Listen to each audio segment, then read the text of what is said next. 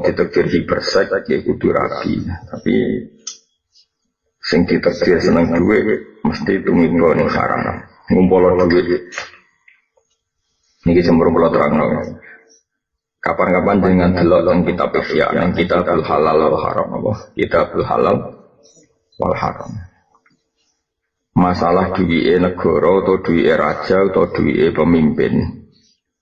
Niku ulama khilaf, ana sing darani langsung haram. Kok duwike raja, duwike pemerintah, penguasa, iku mesti sebagian besar kok haram. Tapi ana ulama sing darani masalahe wis kadung ana. Wis kadung ana, pertanyaannya adalah akhduna lidzalikal mal utawa ngembarno mal iku dikelola wong dolim. Baleni malih. Secara fikih kan kalau misalnya ada raja dolim dari hasil maksu cara saiki tarian sing boten apa wajar. Niku nak mbok jupuk kowe melok haram, mbok barno ngembarno donya VIP dolamah ning tangane wong-wong napa. Dan itu bisa dipakai mereka memperkuat kezaliman mereka dengan uang sebanyak itu. Karena nak kue jupo, jadi kue jupo barang apa? Haram. Itu mulai dulu para nabi, para ulama, itu mesti torikoi beda-beda. Jadi kalau bolak-balik ngaji, temriki cerita, misalnya ono wong di duit 1 juta kok hasil riba. Wong itu tukang tombok, tukang judi atau tukang zina. Delalah saat itu wong iku ikhlas, delalah pas detik itu kepikiran dikekno kowe. Kita sebagai wong soleh misalnya itu kemungkinan sah nompo, ya kemungkinan haram. Haram yang mergo duit 1 juta itu ainur riba, sanggo duit riba atau duit haram. Wes berarti wong soleh mau jupuk hukumnya apa? Haram. Tapi wa imma wong soleh mau menolak yo haram. Mergo si dolim tadi terus meningene. Pakai anu kiai ra gelem menan, bener tak anggo tombok meneh, ndan dolim meneh. Padahal andai kan kefasikan. Iku sing dadi fikih kita ila yaumil qiyamah. Maksudnya kowe dadi wong soleh kok aja nuruti nafsu tok, kudu diperhitungan fikih. Senajan fikih iku kita ora cocok. Cocok ra cocok itu hukume fikih, hukume pangeran.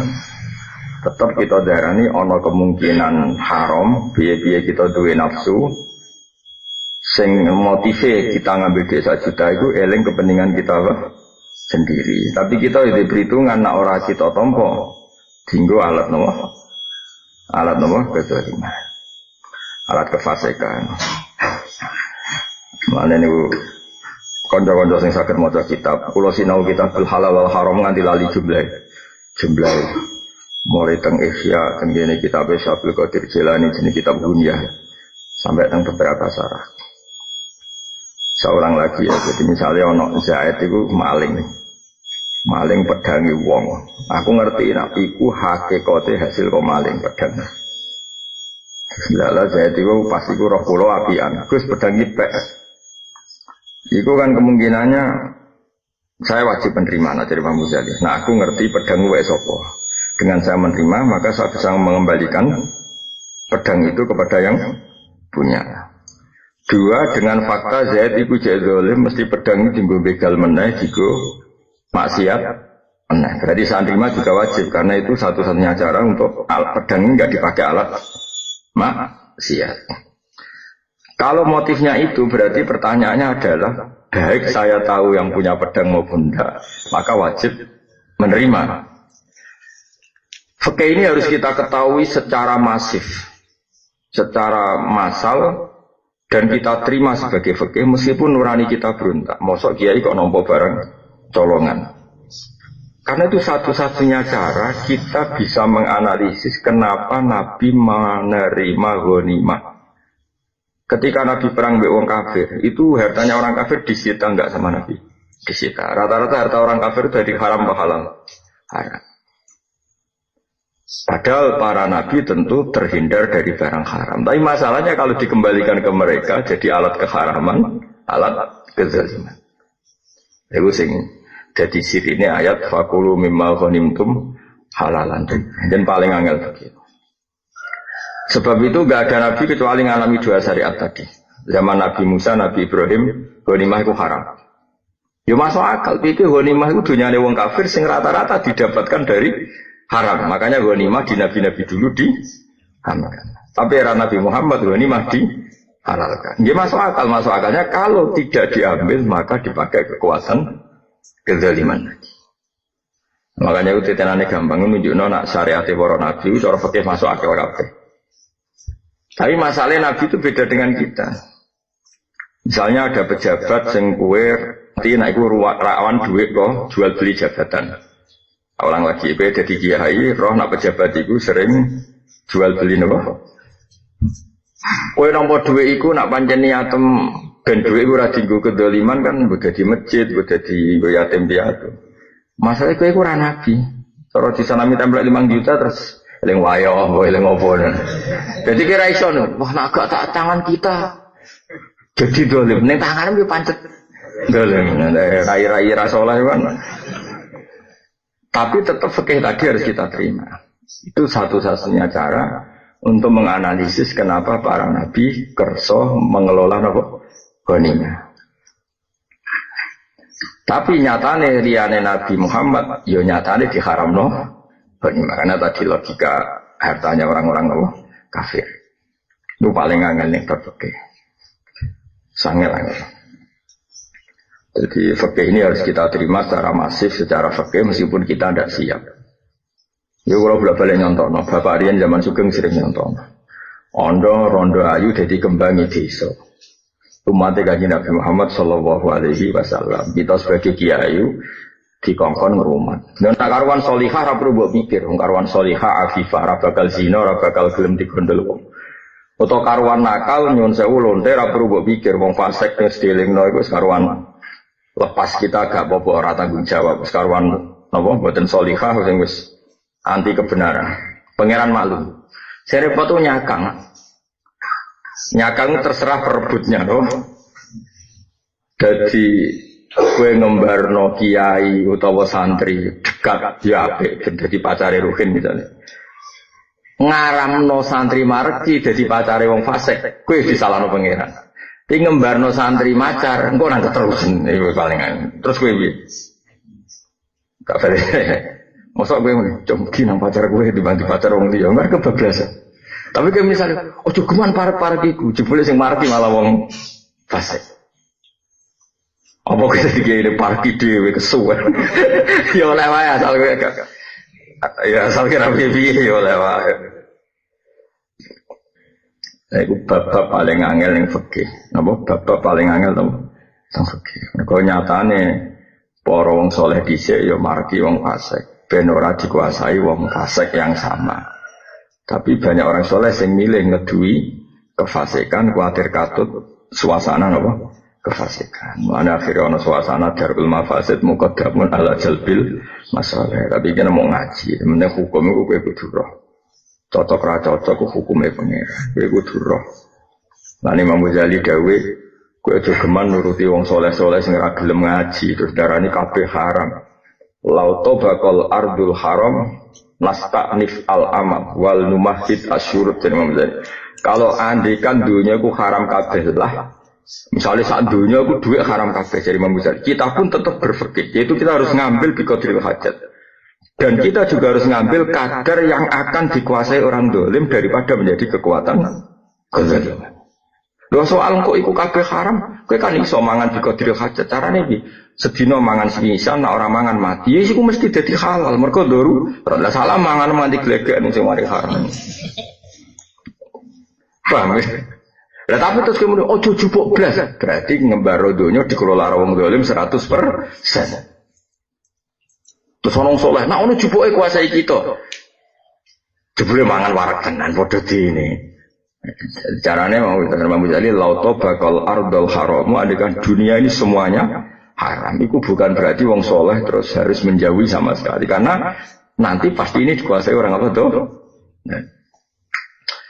Paham ya, misalnya no tank, apa dikuasai kafir harbi. Tank itu hasil curian, terus kemudian, ojo jubuk, ramai duwe, barno. Bareng digo wong kafir, nggih monggo damel mawon kula mboten kersa. Ya digo ngebomo Islam to blok banget. Paham? Jadi ku bab paling angel ning fikih, tapi kowe aja nganggo nurani tapi nganggo hukum. Nganggo nurani yo sekamana melok sebut derek-derek bukan. Akhirnya ya dikuasai wong to. Bab paling angel ning fikih. Tapi masalahnya kowe dhewe nek dikek hak kekuasaan potensi. Ndak meneh urusan wong wedok ambek dhuwit. Nah iku semare. Ketoke gak meyakinkan. Nah itu kan. Nah terus dia piye ngoco dhewe. Jadi ngoco Gusti, bisakah saya mengelola ini? Oh, jawabannya terus nggak bisa. Makanya saya termasuk ihya paling senang itu kitab halal wal haram. Jadi salah besar kalau orang bilang ihya itu hanya kitab tasawuf, itu salah besar. Imam Ghazali itu termasuk bab paling lama, paling panjang, berkuras-kuras itu kitab halal wal haram. Di situ ada. Terus kemudian dalam kitab Al-Huriyah karangannya Syaikhul Qadir Jilani lebih parah lagi. Dari Syaikhul Qadir malah fal halal halalu hukmin la halalu ainin. Saya masih ingat betul takbirnya karena memang saya hafalkan. Fal halal halalu hukmin la halalu ainin. Sing darani halal iku halal secara hukumnya pangeran, yaitu izinnya Allah mengelola harta itu, bukan halal ain, halal kahanane barang. Nah itu orang ora iso. Wong paling soleh saat dunia orang ora iso. Itu beliau mencontohkan kayak ghanimah yang dikelola para nabi. Kan itu wong Yahudi senengane riba. Transaksi mereka nyon sewu jual beli babi dan sebagainya. Tapi ketika jadi ghanimah oleh Allah dihalalkan untuk dikelola para nabi dan sahabat. Padahal ainnya barang itu dulu-dulunya dari haram. Paham ya? Terus itu memang masalah ghanimah. Yang masalah muamalah. Kue aku celing ini kisahnya. Kalau nanti umbal sangking pandangan di kisaran. Singkat cerita itu ono wong terkenal nakal lah. Kawit itu terkenal nakal. Sing sitok tanggane roh. Singkat cerita aku, sing nakal itu biasa kan, nakal kan biasanya lomo. Wes mak tak ubali wae. Moh, duitmu kok haram adol awakmu. Saya kata ra gelem. Lah sing lucu ku keren itu ngono ya rada tak wadah. Bareng diubali, piye sing tak tompo to. Tak tompo kok hasil ngono, tak tompo aku kerja. Ini kan masalah besar. Saya ini misalnya maling ya tuku beras ya Pak Tani ini soleh ada beras, sampai ada beras angon tuku, maling dong. Nak maling berarti gue kekuatan maling masih ya. Adol pulsa rawan tinggu selingkuh, adol sego rawan tinggu kekuatan zina. Wong ramangan kan jare iso munggah paham. Ulama di iku kan wong lugu-lugu tuh. Dadi nyontokno mau adol pedang kanggo wong begal. Adol pitik kanggo aduan. Saiki cara ulama dhisik enggak menangi zaman saiki adol pulsa go demenan. Mesti contone ngono. Iya to. Ono wong bengesan wengkek. Terus wis jelas ta wedok loro jagongane kekrungu. Piye penghubungi Pak iku ra ono pulsane iki piye? Kowe roh nak terus bariku tuku pulsane kowe santri bodol itu. Mau cek gobo. Ra iso. Nah, begitu seterusnya.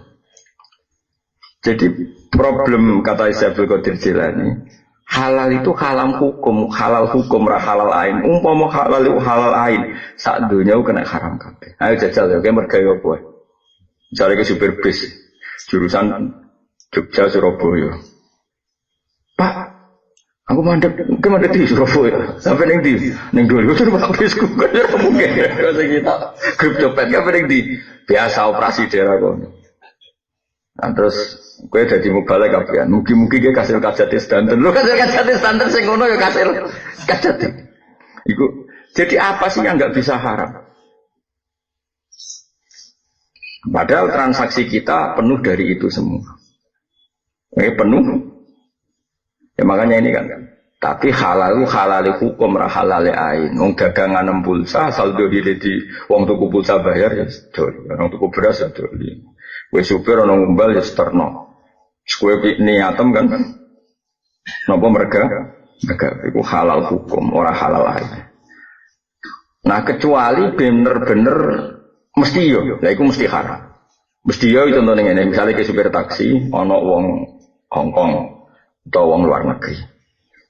Dene pekerja sing sugih terus takok, "Mas, Tulung dudono nggon nikah Mas. Sing ana wedok sewanan, aku perono. Cah iku jelas-jelas gak roh iku mergo mbok tero kowe sing lha iku terus ora donan wong-wonge takok. Mas, aku iku pecinta wanita misalnya, nek gak mbok tero terus nggih beres terus. Lha iku ora iso mergo ain apa? Beda nak bis-bis kan wong ning dalan terus diangkut. Nak taksi kan transaksine luwih personal wae.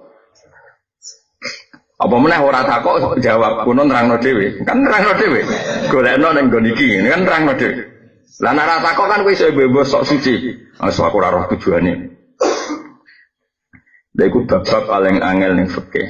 Nggih, bab-bab lha iku terus ulama nyontokno kaya adol arak kanggo wong sing ape minum, adol pedang kanggo wong sing ape megat, adol perempuan kanggo wong sing ape di komersial.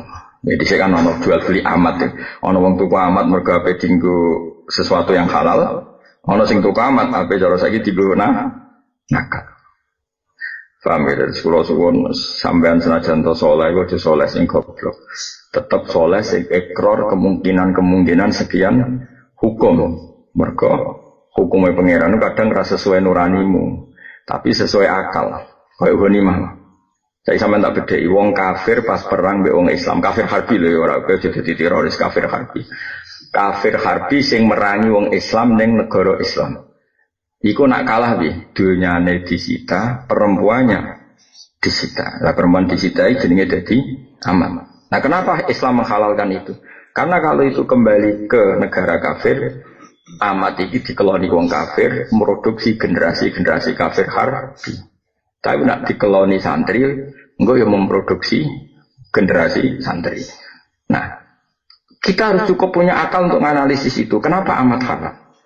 Ben kita iso ngerti kenapa sahabat kadang ya do rabi amat sing sangka sitaane wong kafir. Nak kowe nganggo nurani tok, wah kita kok gak pas. Ora ono resepsine kok dikumpuli. Iku ora urusan pas-pasan cara nurani ngono. Paham ya? Jadi kalau suwun ini masalah. Nek sing ngene kok aja nganggo nurani, nganggo akal, nganggo napa? Akal. Tapi ini perang lho, perang hafir-hafir zaman dhisik saiki ora ono amat-amatan kena nyulek amat. Oh sembrono. Zaman dhisik saiki bare ra ngono Gus. Gak iso wis saiki. Tuku amat oleh amat saiki. Serap bingung bisa-bisa semurah kok oleh amat bareng. Cuma kula nerangno iki kuwatir kula sampean kok gak paham. Kenapa ning Islam iku tahu ngalalno napa?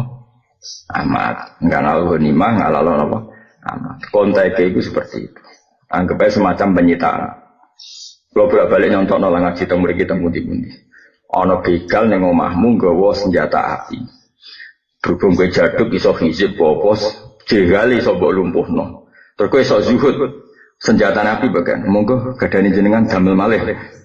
Alasan mung zuhud iki ra awakku kudu tak balekno sing duwe. Iku jenenge soleh bento. Mau dene mentang-mentang soleh mau nyekel barange wow. Monggo-monggo pendet malih niki kula boten nderek gadah yo senjatane digondolemna le dul paham ya. Mestine tetep kamu sita wong kowe kiai ra malah digo jahat orang arah mbok merkosa wong. Lah berhubung kita negara Indonesia engko diserahno polisi, tapi sing jelas kepastiane barang ku sita aja kok ora mbok sita. Nggih monggo-monggo gadane jenengan kula balaken. Yo masalah, napa? Nah kira-kira ghanimah itu mirip seperti itu. Logikanya kaya wong nangkep penjahat bawa senjata api, apa senjata api ini harus disita atau harus dikembalikan? Harus disita. Nah, kira-kira logika ghanimah itu seperti itu. Paham ya? Ben sampean ngerti duduk perkara ini. Ya kira-kira gitulah analogi no, kiasnya no ghanimah. Berarti Imam Ghazali di kitab-kitabul halal wal haram itu orang notebutan. Syabdul Qadir yang orang notebutan. Masyhur dawe Syabdul Qadir fal halal halalu hukmin la halalu ainin. Sedarane halal iku halale hukum ora halale ain. Jadi misalnya no koruptor belanja rokok ning kowe. Ya sudah kamu terima saja. Ora kok wah aku mesti duit kon jahat. Ya ora usah ngono pokoke tuku. Ya soalnya sing asal kamu melakukan transaksi yang soleh, misalnya kowe supir bis, ya ora usah mikir pengumuman. Sing badhe nyopet kula aturi medun, sing badhe niki kula aturi medun. Mergi niki bis halal. Wong halal, wong haram ku ora zina to zina, haram nyopet haram, santri lunga minggat yo haram. Lunga keluyuran ninggal anak bojo terlantar yo haram. Senajan to kowe muni niat dakwah lah. Haram rumangsamu, paham nggih? Kiai mutung yo. Misalnya ana kiai ini istiqomah kiai, sebenarnya prospek profes terus mutung transmigrasi ning Kalimantan iku yo haram. Berarti kiai minggat jenenge, paham nggih? Kaya Nabi Yunus iku dadi nabi kakuati. Terus minggat. Istilah Quran yo minggat, isabaqo. Napa iku yo lunga haram. Mosok kowe apa nyuper bis ngumumno ngono. Nggih sing badhe maksiat monggo medun. Terus ono. So diterno tapi rasa ndongakno semoga hasil hajat. Jadi bisa ditulisi semoga yang baik hasil hajat. Tapi darani sok suci. Wis biasa wae. Jadi nyetel dangdut terus kok wong awam ngono. Wis gedhe-gedhe ora wis. Ora wali wae nek sok ikhtiar penting urip ora wis. Cuma kalau cerita hukum napa? Cerita napa? Hukum. Sementing hukum aja sampai ditentang wong saleh. Kula nu cita-cita kula nak ketemu Rasulullah sallallahu alaihi wasallam niku teng akhirat cita-cita kula sedungkat. Aja sampai hukume Nabi ditentang wong saleh. Udawe ulama. Nak wong dolim nentang Nabi ku wajar. Tapi ki wong saleh nentang Kanjeng Nabi. Yaiku mergo saleh tanpa ilmu. Dadi ne jenenge khawarid. Mulane elek-elek wong ku khawarid mergo wong saleh tapi malah nentang Kanjeng Nabi. Yang dolim nentang Nabi kan wajar. Itu wong soleh tapi nentang Nabi. Ya misalnya orang wong beling orang percaya kiai kan wajar. Tapi ini santri soleh. Roh kiai ini jagungan sampai rondo. Terus suudzon. Bapak yai jebuli jagungan sampai wong liya. Itu wong soleh tapi suud. Gak ngerti kiai ini mau. Jebuli sampai rondo itu misanan utawa dakwah utawa bina. Wong jagongane ngarepe wong akeh kecuali khuluwah. Justru nek ana kiai alim jagongan mbek wong wedok liya ngarepe wong akeh nunjukno saleh. Kok malah dadi jatuh. Kiai kok omongan mbek wong ayu, wong saleh bento tak kandhani. Justru wani omongan ngarepe wong akeh ketok halal mergo syaraté mbek wong wedok liya iku di depan umum. Paham? Ya akeh wong saleh bento nek jagongan mbek rodo tak nyepi ben aku nangan santriku ya malah nyepi ku haram dul-dul. Paham ya? Lu justru nyepi ku sing mari haram, mung gawe Nabi jelas. Layak luwana rajulun bimroatin, jogeman wong lanang iku nyepi ambek wong wedok. Mulane iki alim nek tamu wedok ya ditepothoki ning teras ning depan umum. Justru iku sing mari oleh mergo di depan umum. Lah santrine sing saleh roh SK. Lha ku elek-elek santri saleh, nang saleh ku masalah. Nak tanpa ilmu. Wah, kenaan Pak Yai ditamu aja justru di depan umum kok oleh. Justru sing bahaya nak nyepil. Ya ana wong saleh ngono ya akeh, aku tak jane ngono iku ora sing aja ketara wong malah haram blok keblok. Tapi rata-rata kiai ora dinyali kok nang konakan padha tene. Lek padha tene padha balule. Ya lagi justru akeh jagoan mbek wong ayu nek aku pengen rada oleh iku di depan umum. Kan gak iso polah kowe di depan. Mereka pantangannya layak luwana rojulun bim rohati. Jelas ya. Makanya paling bahaya itu nak wis kesolehan ditentang wong soleh itu dadine khawarid. Ya napa dadine napa? Khawarid. Nabi ora tau tersiksa ditentang wong dolim, tapi tersiksa ditentang wong soleh. Yaiku rupa-rupane wong napa? Khawarid.